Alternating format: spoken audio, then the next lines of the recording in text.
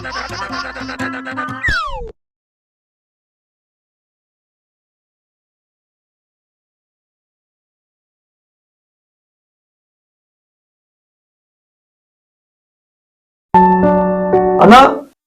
നമ്മുടെ ആശാന മാഷിനെ കണ്ടില്ലല്ലോ ഇതെനിക്കും. രാവിലെ കണ്ടപ്പോഴും വരുമെന്നാണല്ലോ പറഞ്ഞത്. അതോ വരുന്നത് രണ്ടുപേരും എന്തോ വരുന്നത്. ഇങ്ങോട്ടിരിക്കും.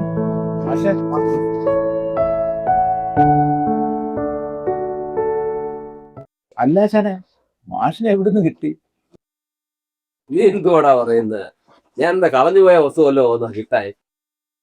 അല്ല, മാഷിനെ അടുത്തങ്ങ് കാണാത്തോണ്ടാണ് ചോദിച്ചതാ. മാഷ് എങ്ങും പോയില്ല, ഇവിടെ തന്നെ ഉണ്ടായിരുന്നു. നിങ്ങളെ കാണുന്നില്ലെന്നേ ഉള്ളൂ. അല്ല, മാഷിന്റെ വേഷം കണ്ടത്തെ ഏതോ ഒരു തീർത്ഥയാത്രയ്ക്ക് പോയ ഒരു ലക്ഷണമുണ്ട്. അതേടാ, ഞാനൊരു തീർത്ഥയാത്രയ്ക്ക് പോവുക. എല്ലാ ആഗ്രഹങ്ങളും തീർത്ത് കഴിഞ്ഞ യാത്ര. അതാണല്ലോ യഥാർത്ഥ തീർത്ഥയാത്ര.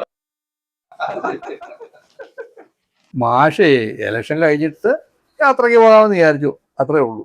ശരിയാ, ഇലക്ഷൻ കഴിഞ്ഞ് റിസൾട്ടും വന്നു. ഇനി എന്റെ യാത്ര തുടരാൻ. കാശി, രാമേശ്വരം, അയോധ്യ, ഹരിദ്വാർ, വിശാലമായൊരു യാത്ര. ആശാനെ, ഒരു കാര്യം ചോദിച്ചോട്ടെ. നമ്മുടെ മണ്ഡലത്തിലെ സ്ഥാനാർത്ഥി എല്ലാവർക്കും അറിയാവുന്ന ആളാ, പിന്നെ എന്താ തോറ്റുപോയത്? നമ്മുടെ നേതാവിനെ ഈ നാട്ടുകാർക്ക് എല്ലാം നല്ല പരിചയമാണ്. യഥാർത്ഥത്തിൽ അയാൾ തോറ്റതല്ല, തോപ്പിച്ചതാണ്. കഷ്ടമായി പോയി. എനിക്കൊരു ജോലി റെഡിയാക്കി തരാമെന്ന് പറഞ്ഞ. നിനക്കൊരു പ്രൈവറ്റ് ബസ്സിൽ കണ്ടക്ടറായിട്ട് ജോലി ചെയ്തായിരുന്നു. ഞാൻ ആ ജോലി വേണ്ടെന്ന് വിശ്വാസേ. അതെന്ത് പറ്റിയടാ? KSRTC ഇപ്പൊ സ്ത്രീകൾക്ക് മൊത്തം സൗജന്യ യാത്രയാ. ഞങ്ങളുടെ ബസ്സിലൊന്നും ഒരു സ്ത്രീകളും കയറുന്നില്ലെന്ന്. പെണ്ണുങ്ങളൊന്നും ഇല്ലാത്തതുകൊണ്ട് ഒരു മൂടും ഇല്ല. നീ പെട്ടെന്ന് രക്ഷപ്പെടുന്ന ലക്ഷണമുണ്ട്. മാഷെ, ഈ ചന്ദ്രനെ ഞാനൊരു ഡ്രൈവർ ജോലി മേടിച്ചു കൊടുത്തതാ. പിന്നെന്താടാ നീ ജോലിക്ക് പോകാഞ്ഞത്? അത് ശരിയാവത്തില്ല മാഷെ. സ്റ്റാർട്ടിങ്ങിൽ 5000 രൂപ തരാന്ന് പറഞ്ഞ് ഞാൻ സമ്മതിച്ച്.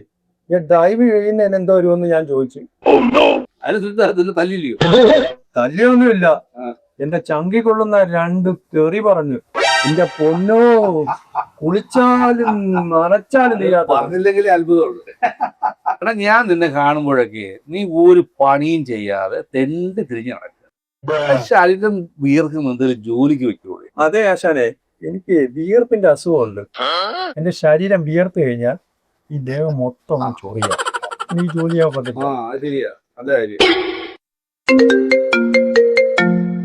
കാര്യം. എന്താണ് കാര്യം? നിന്നോട് ഞാൻ പലവട്ടം പറഞ്ഞിട്ടില്ലേ അത്യാവശ്യ സമയത്ത് വിളിക്കരുതെന്ന്. ഞാൻ ഇവിടെ ഒരു മീറ്റിംഗ് ഇരിക്കുക. ഞാൻ അങ്ങോട്ട് വിളിക്കാം. ശരി. ഒരു കാര്യമില്ലാതെ ശല്യപ്പെടുത്തലാണ്. ഇവിടെ ഇരുന്ന് നുണ പറയുന്നതാണോടാ വലിയ അത്യാവശ്യ കാര്യം. എടാ രവി, ഈ ഭാര്യയെ പോയി ഒരിക്കലും ദേഷ്യപ്പെട്ട് സംസാരിക്കുക. എടാ, അവരോട് സ്നേഹത്തോടൊക്കെ അല്ലേ സംസാരിക്കണ്ടേ? അങ്ങനെ പറഞ്ഞു കൊടുക്കാശാനെ. ഇപ്പോഴത്തെ ചെറുപ്പക്കാർക്ക് അങ്ങനെ ഒന്നുമില്ല. നമ്മുടെ നാട്ടിലെ ദാമ്പത്യ പരാജയങ്ങളുടെ പ്രധാന കാരണം ഇവര് ഈ പൊരുത്തമില്ലാത്തതല്ലേ. കറക്റ്റാ. ചന്ദ്രനും ഭാര്യ എപ്പോഴും കീരിയും പാപ്പ. എന്നാ പിള്ളേർ 5 ഇതെങ്ങനെ സംഭവിച്ചെന്ന് എനിക്കറിയാൻ വയ്യ. കല്യാണമൊക്കെ കഴിക്കണമെങ്കിൽ നല്ല ജോലി വേണം. നല്ല ജോലി കിട്ടണമെങ്കിൽ നല്ല പഠിത്തം വേണം. പഠിത്തം വേണമെങ്കിലോ നല്ല സാമ്പത്തികം വേണം. ഇവിടുത്തെ സിസ്റ്റം ഒന്നും ശരിയല്ല മാഷ്. ആധാർ ശരിയാക്കാൻ ചെന്നാൽ മൊബൈൽ നമ്പർ വേണം. എന്നാൽ മൊബൈൽ വാങ്ങിക്കാൻ ചെന്നാലോ ആധാർ നമ്പർ വേണം. വളരെ ശരിയാ. ശരി. പണി ചോദിച്ചു ചെന്നാലോ എക്സ്പീരിയൻസ് വേണം. എക്സ്പീരിയൻസ് ഉണ്ടാക്കാൻ ചെന്നാലോ പണി ചെയ്യാതെ തരത്തു. ഇപ്പോഴത്തെ പിള്ളേർക്ക് മലയാളം എഴുതാനും വായിക്കാനും അറിയാവും. ഈ ഭാഷ എഴുതാനും വായിക്കാനും അറിയാത്തവന് എങ്ങനെ രക്ഷപ്പെടാനാണ്? കലികാല വിശേഷം അല്ല, എന്തോ പറയാനാ.